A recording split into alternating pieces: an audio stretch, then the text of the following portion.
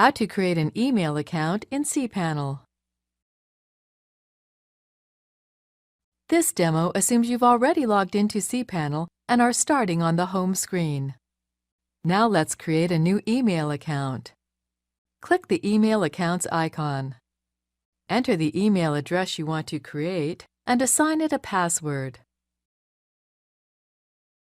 Set a mailbox quota for the account if you wish. Then click Create Account. That's it! The new email account has been successfully created. From the Email Accounts screen, you can access webmail for the account, change its password, change the quota, or even delete the account.